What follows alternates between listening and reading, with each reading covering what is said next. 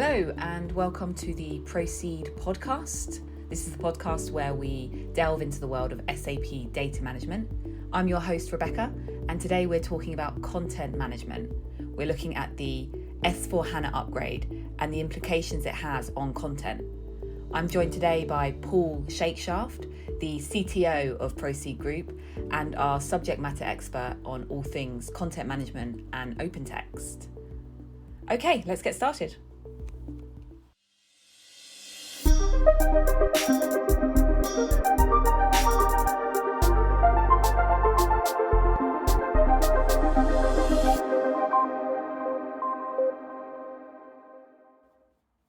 Hi, Paul. Hi, Rebecca.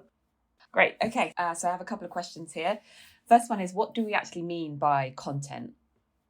Okay, in the SAP world, what we talk about content is this is our unstructured data. So this would be attachments to SAP business objects in the way of maybe a Word document, a PDF document, possibly a sound file, maybe a CAD drawing, but they're basically the data that's not stored within the relational database typically, and they're just files that you would open in another application but relate to the SAP data. Okay, and how does that differ from data management, structured data? Okay, so the structured data, you have defined tables which have defined fields and are very easy to access, query and report on. So all of your business transactions, all of your master data, so your materials or your product masters, all of the business documents you've got would be your structured data, and they get handled as part of a migration, however you do the migration, quite easily because everyone remembers them. When it comes to the unstructured data, they can get stored technically in lots of different locations using a number of different techniques and protocols. And as a result of that, they're harder for people to pick up and just copy and move between your source system and your target system. So what often happens is there's some sort of stepped migration approach for these rather than what you get in your structured data where it's just a copy from A to B. This might be an export and an import. It might be a copy from A to B, or it may just be a repointing from where it is today, and we just move the pointers across. So it's a multi-pronged approach depending on how the data is stored and how we want to access the data in the new world once we get to S4.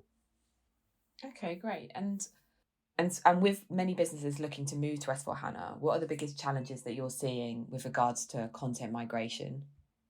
I think the biggest issues we tend to see are getting the scope agreed and defined. So what content do we need to consider as part of this project?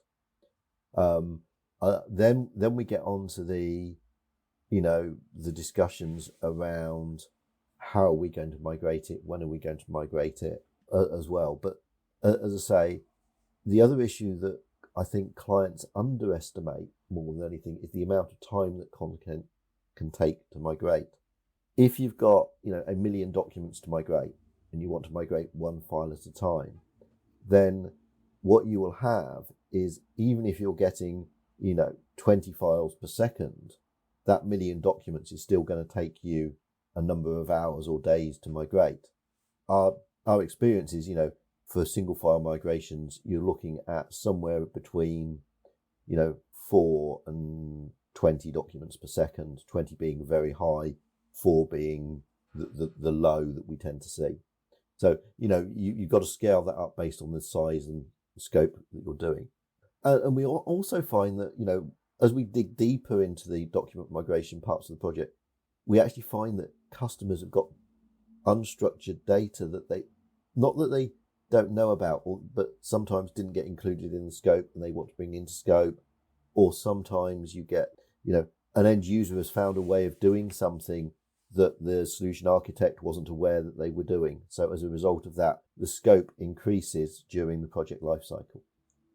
Okay. And do these considerations differ depending on the chosen migration route? So, a new deployment or a conversion? Yeah, absolutely they do. If you're just doing a conversion of source to target, you've got to think about, well, where is it stored today? Can it still be stored there tomorrow? Do we need to do an upgrade on the content platform? And that's all you really need to think about if you're just doing a straight, conversion, not worrying about filtering data, not worrying about anything around that.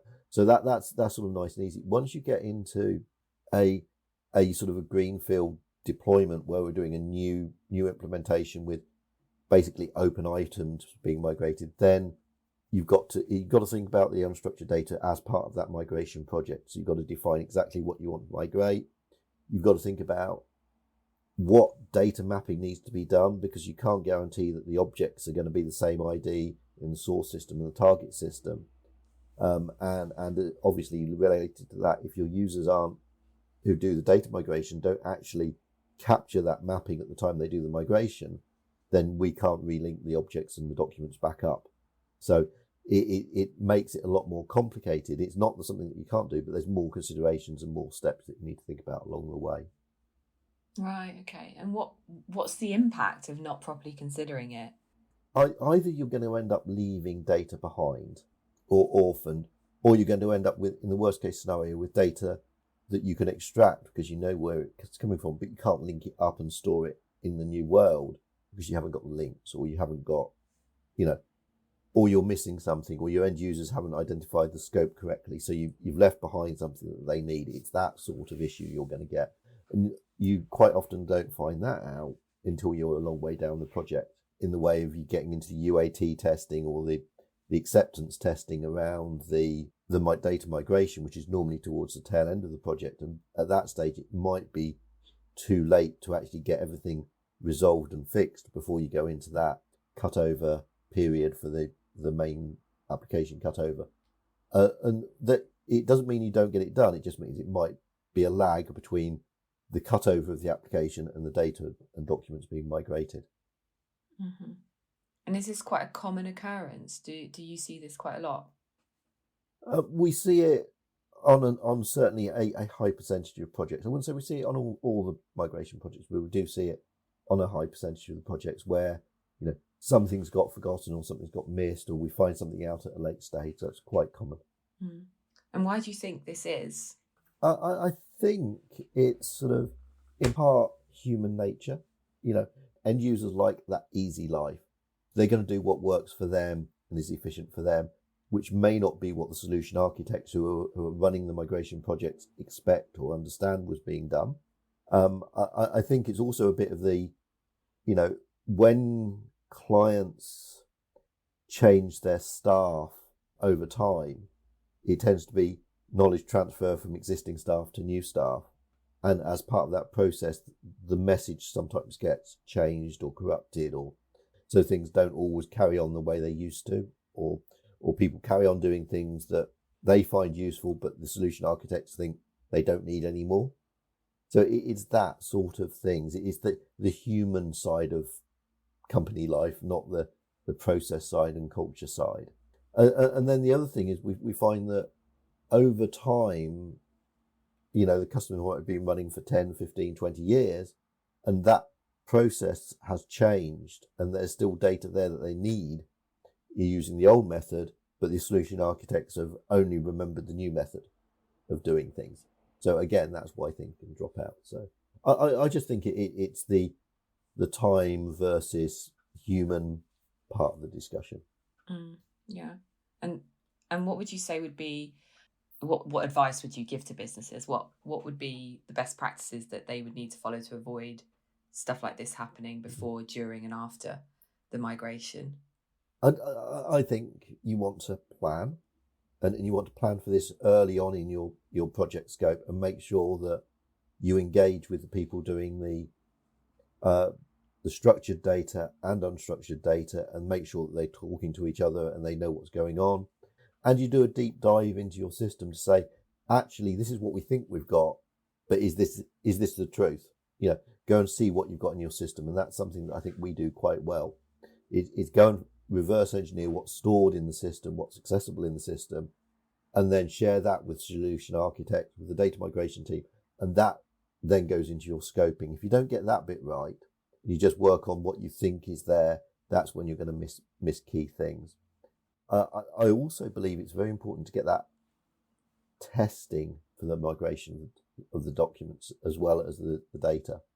So you need to test your process. You need to confirm that the business processes will work in the new environment with the migrated documents and attachments, as well as it did in the old system, and that you're not leaving things behind that you need to carry forward.